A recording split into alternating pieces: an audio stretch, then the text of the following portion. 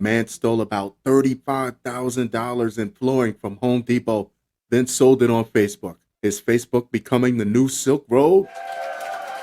Definitely seems like it. As long as you have something to sell, there's always someone to buy. Just last week, I had the woman that sold the stolen body parts from the morgue to some weirdo in Pennsylvania. They're making it very easy to purchase pilfered products on their platform. A man defrauded Home Depot and the Missouri Department of Labor as part of two different schemes, according to federal authorities, multitasking. In one scheme, authorities said he stole about $35,100 of vinyl flooring from the home improvement store chain. In another, the man is accused of defrauding Missouri's Division of Employment Security out of $142,423. It's often fascinating to me to hear these type of stories because this is intelligence working here. This isn't just street smarts. This is business acumen. And it makes you wonder if this guy could have been one or two course credits from owning his own successful business or being at the top of the food chain in a Fortune 500 company. It's all about how you use your powers. Now, the 36-year-old man from St. Genevieve County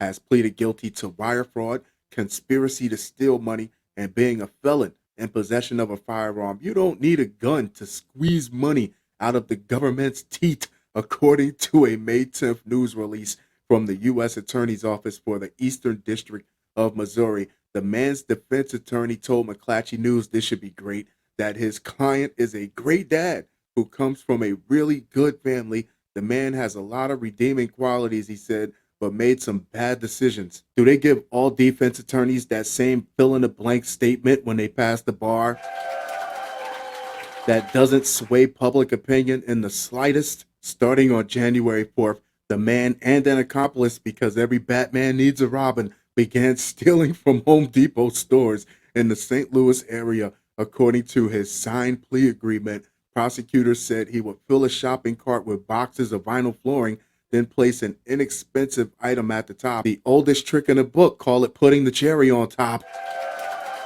They never seen it coming. At the checkout counter, the man paid for the inexpensive item, but would claim that the flooring had been paid for online, producing a fraudulent receipt, officials said. Authorities estimate he stole about 468 boxes of flooring, each priced at about $75 or more. I would love to know how long it took Home Depot to find out that they were taking a hidden inventory and the money was not adding up because they were just waving this guy through.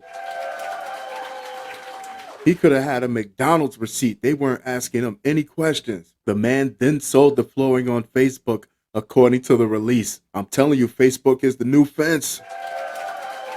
No more going to Tommy two times or Frankie the Finagler. You cut out the middleman. He sold more Home Depot flooring than Home Depot. The man began filing fraudulent unemployment claims for about 10 people in May 2020, according to court records. In the claims, he lied by saying those individuals had been laid off from his construction company. What were they, laying flooring? Authorities said he then cashed out the unemployment benefits, which had been placed on debit cards, and kicked some money back to the workers because it ain't no fun if the homies can't have none, who had voluntarily provided him their personal information to use in the scheme, according to the release. To some, he might be a scam artist. To others, they might consider him a modern-day Renaissance man, exploring all avenues of opportunity. Detectives with the St. Charles County Police Department were investigating catalytic converter thefts on March 31st, 2022, and that's where you're going to get jammed up at,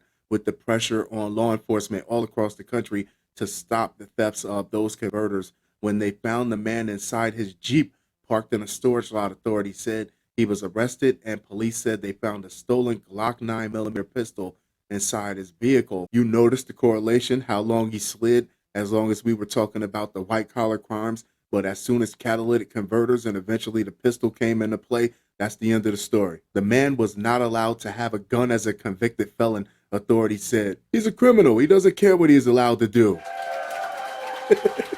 How do you think we got here? He faces up to 35 years in prison and a fine of up to $750,000 in addition to restitution, according to the release.